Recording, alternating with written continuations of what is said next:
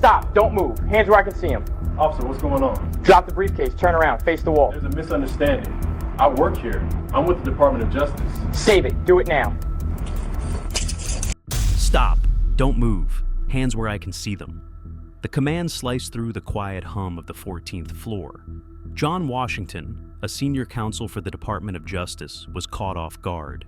He had just stepped out of the elevator, briefcase in hand, ready for the long drive home. A young police officer, adrenaline visibly coursing, approached with his hand on his weapon. Drop the briefcase, turn around, face the wall.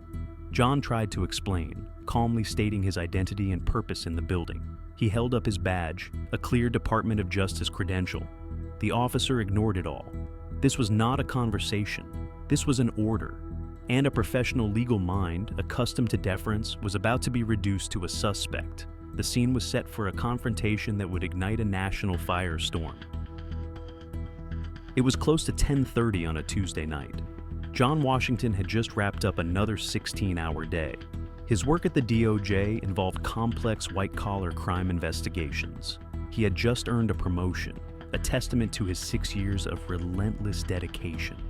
Tonight, the Meridian Tower, usually bustling, was mostly empty. John looked forward to his wife and daughters, likely already asleep. He just needed to reach his car. What John didn't know was that a chain of faulty assumptions had already been set in motion. 20 minutes earlier, Officer Danny Walker, a rookie only 8 weeks out of the police academy, had received a dispatch.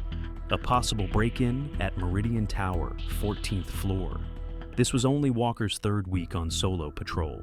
He was eager, perhaps too eager, to prove himself. The call originated from a new security guard, working his first solo night shift. Through the building's camera system, he had spotted a black man in a suit moving through the hallways after hours. Instead of checking the access logs or making a simple phone call, the guard dialed 911. He described the individual as suspicious. Officer Walker arrived, his training fresh, his adrenaline surging. He had been taught to quickly assess threats and take control. Critical lessons on implicit bias, de-escalation, or thorough fact-gathering seemed to be missing from his curriculum. The security guard met him, pointing to the monitor. He reiterated his concerns about the suspicious individual. Walker's hand drifted to his service weapon. He was convinced he was walking into a burglary in progress. John stood by the elevator, checking his phone. Footsteps echoed rapidly down the hall. He turned to see the young officer approaching, hand on his duty belt, face grim. Officer Walker had taken the stairs, prioritizing surprise. His training emphasized caution with potential criminals. Seeing John by the elevator, alone, in a suit, on a late empty floor, confirmed the rookie's assumptions. His instincts kicked in. This was the moment both their lives irrevocably changed. Walker's voice cut through the silence. He commanded John to stop and show his hands. John, utterly confused, slowly raised his hands, still holding his briefcase.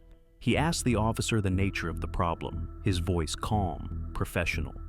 This was the same measured tone he used to address judges in federal court. He had learned, unfortunately, the importance of composure in such encounters. Walker ordered him to drop the briefcase and turn to face the wall. John complied, setting the case down carefully. He reiterated that this was a misunderstanding, that he was a federal attorney working in the building. Walker wasn't listening. His training had emphasized that suspects often lie. Secure the scene first, ask questions later. He approached John from behind, beginning a professional yet rough pat-down. During the search, Walker felt John's wallet. He removed it. He also saw the DOJ identification badge clipped to John's jacket. But in his heightened state, he dismissed it, assuming it was a fake, part of an elaborate deception. What vital piece of information was he actively choosing to ignore? John remained composed, but frustration built internally. He repeated his identity, insisting his badge would confirm everything. Walker opened the wallet. He saw the driver's license, credit cards, and official DOJ credentials, but he quickly snapped it shut, placing it on the floor. Adrenaline now fully in control, Walker believed he had caught his burglar. The situation escalated definitively. Walker pulled John's hands behind his back.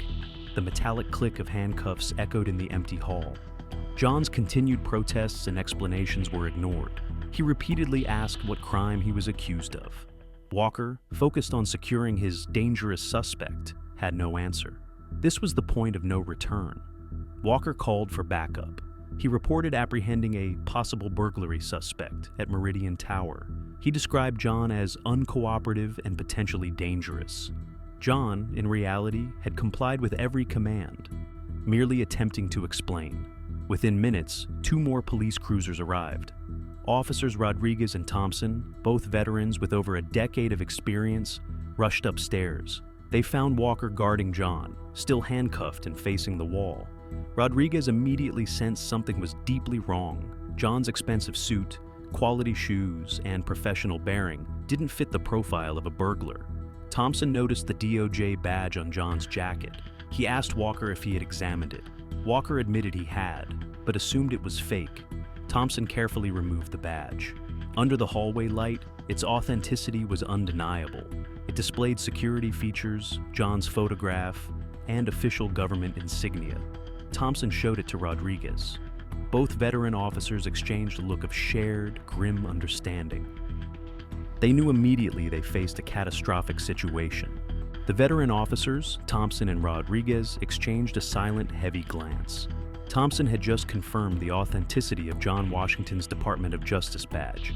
This wasn't a potential burglar. This was a senior federal attorney. The gravity of Officer Walker's mistake was immediately clear. What began as a simple dispatch had rapidly escalated into a career-altering incident. Rodriguez, taking charge, asked John to state his full name and position. John, still cuffed and facing the wall, identified himself clearly.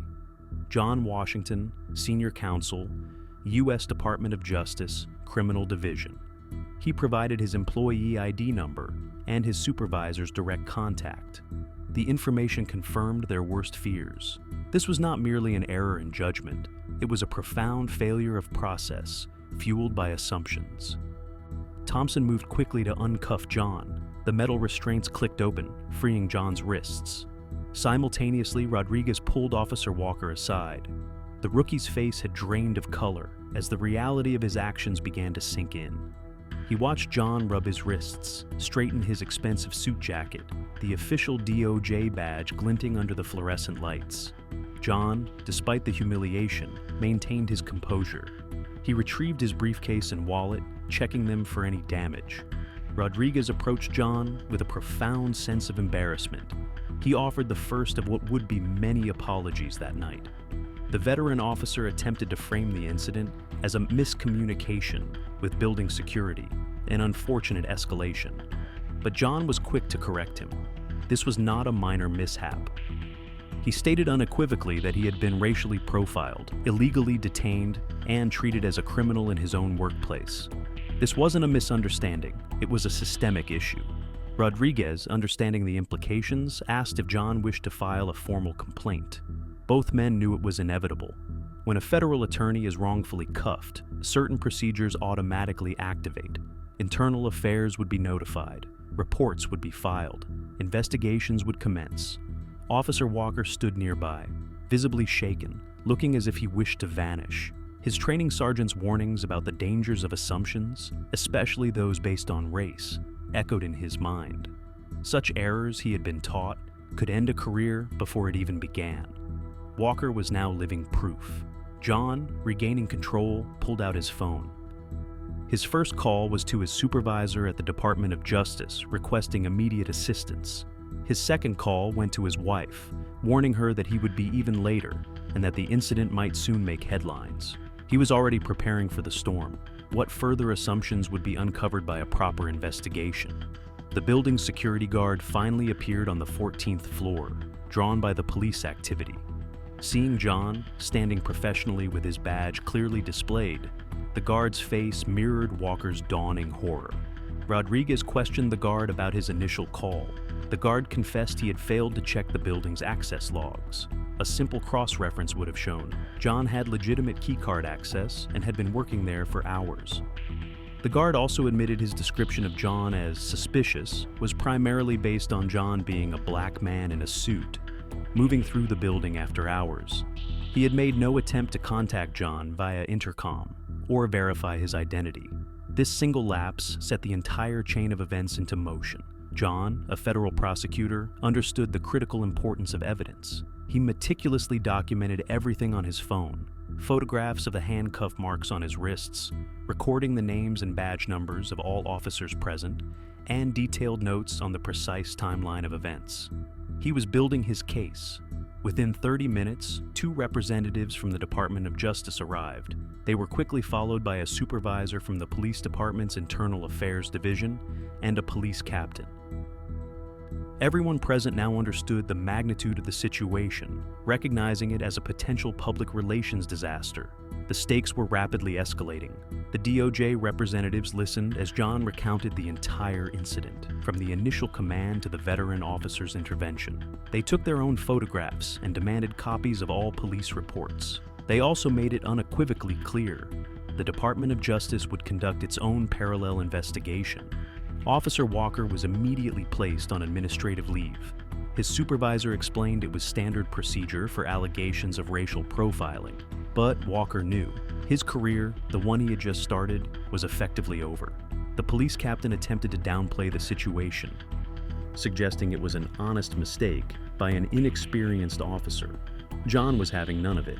He retorted that honest mistakes do not typically involve handcuffing federal attorneys based solely on their race and their legal presence at their workplace.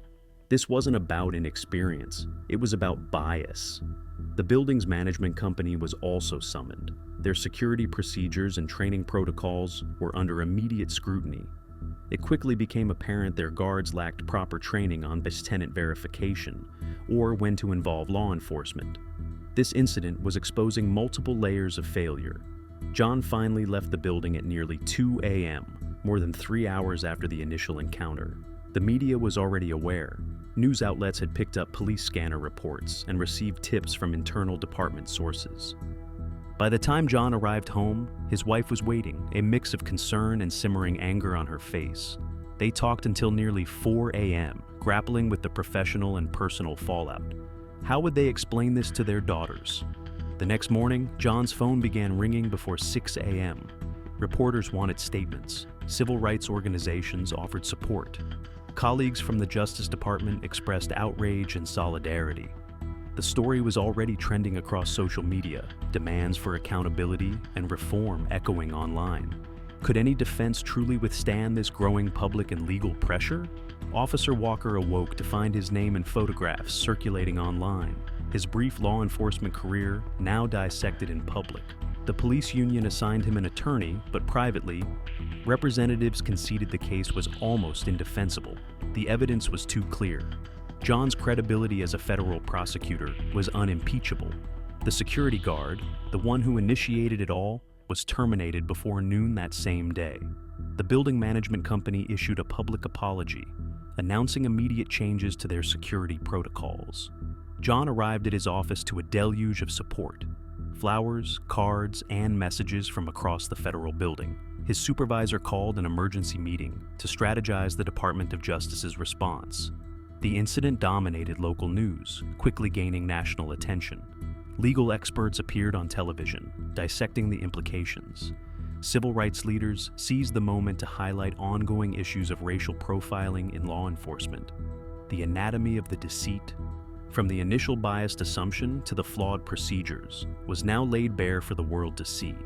Within 48 hours, John Washington had retained one of the nation's most prominent civil rights attorneys, Michael Davidson. Davidson was renowned for handling police misconduct cases, and he declared John's case particularly egregious. The evidence, he stated, was clear-cut, the officer's actions undeniably inappropriate. Davidson understood the unique strengths of this case.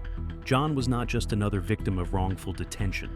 He was a senior federal prosecutor, possessing impeccable credibility, vast legal knowledge, and the full backing of the Department of Justice.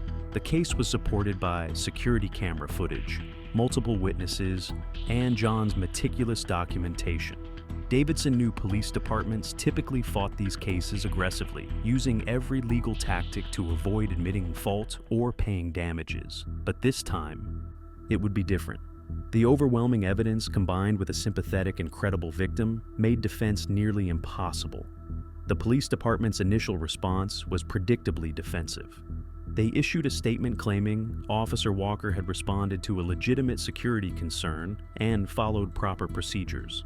They emphasized his rookie status, suggesting any mistakes were due to inexperience, not racial bias. This strategy backfired immediately. Could ignorance truly be a shield against such clear violations? Legal experts swiftly pointed out that inexperience was no defense for violating constitutional rights. If anything, it raised critical questions about the department's training and supervision of new officers.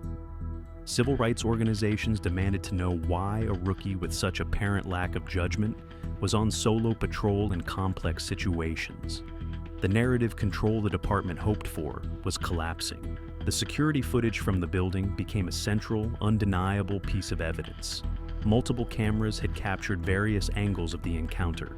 The footage clearly showed John behaving professionally and cooperatively. It also showed Officer Walker unnecessarily escalating the situation. John could be seen displaying his DOJ credentials and attempting to explain his identity. Walker, conversely, was shown actively ignoring these efforts, proceeding with the detention regardless. Perhaps even more damaging was the audio recording from Walker's radio communications.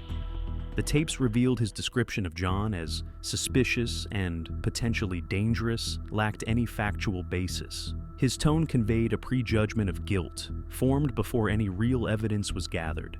This wasn't merely a misunderstanding, it was a preconceived narrative. Internal affairs investigators interviewed every officer present.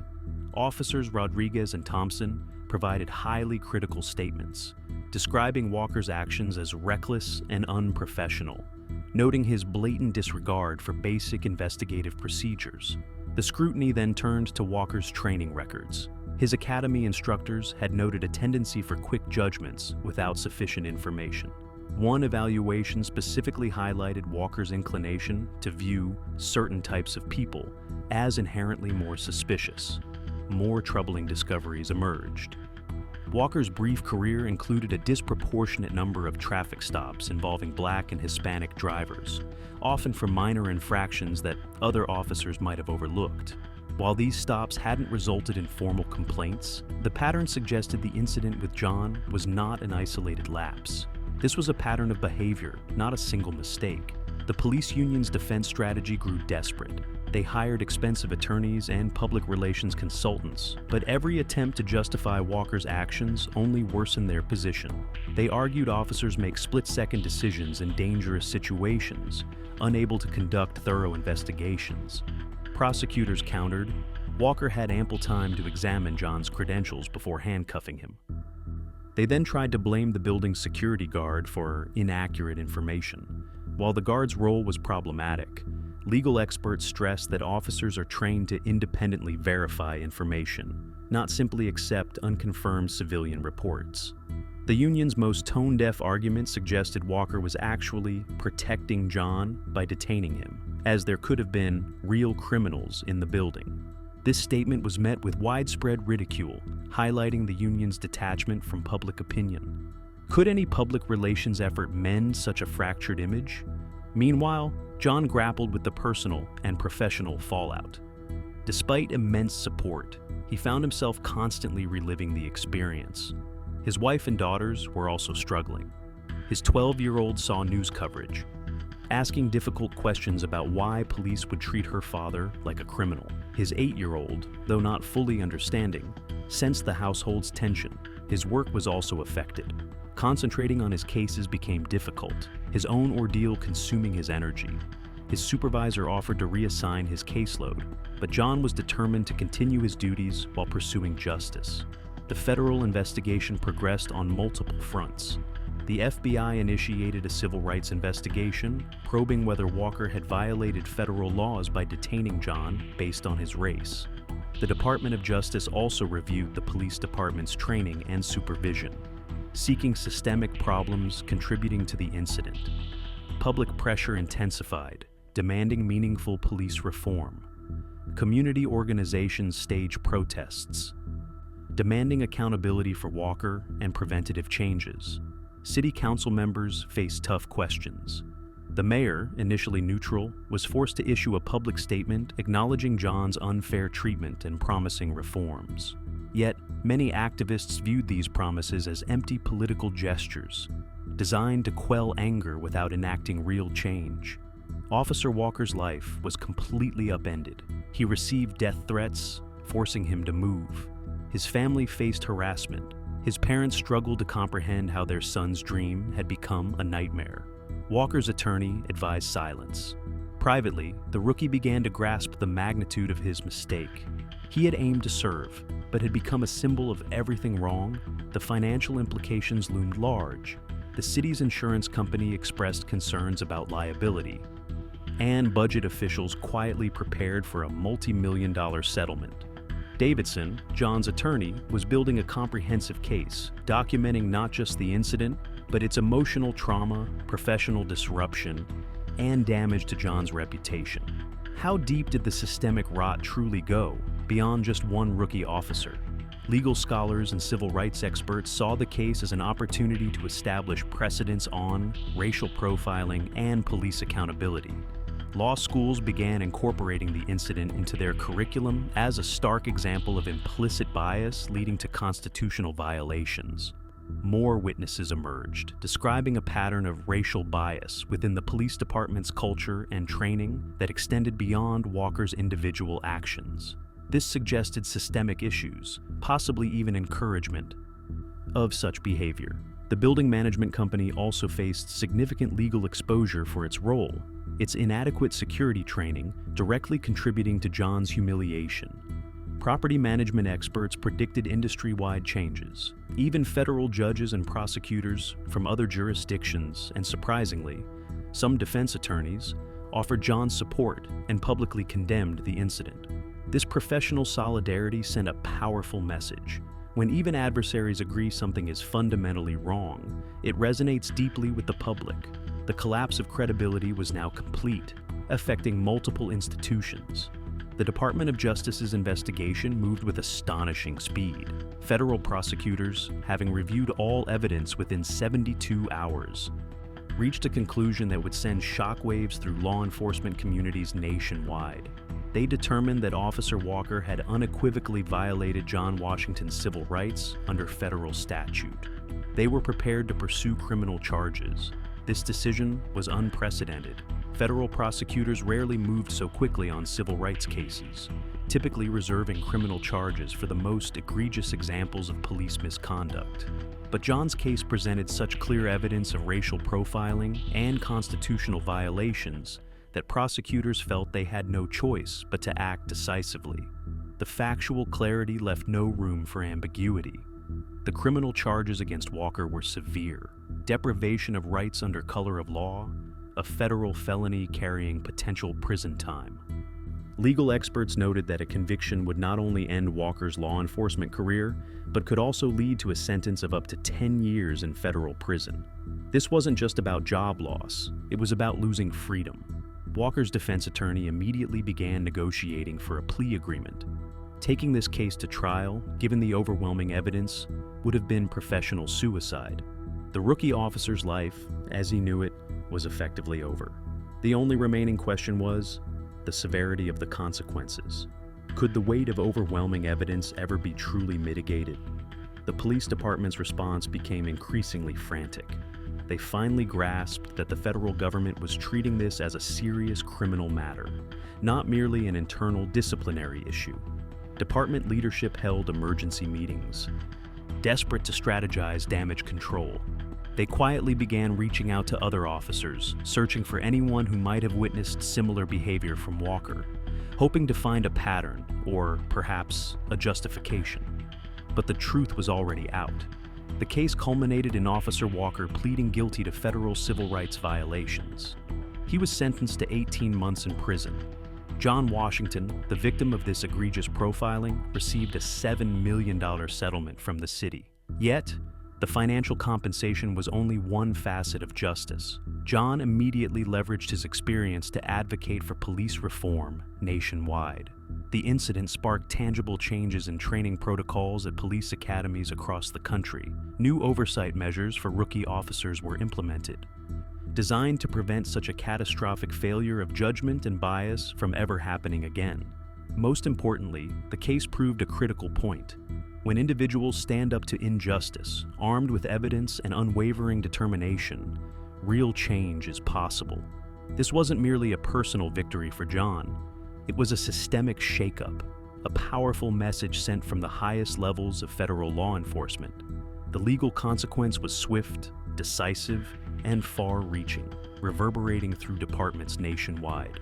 Officer Walker's conviction and imprisonment, alongside John Washington's $7 million settlement, sent a clear message. The immediate consequences were undeniably severe for those directly involved.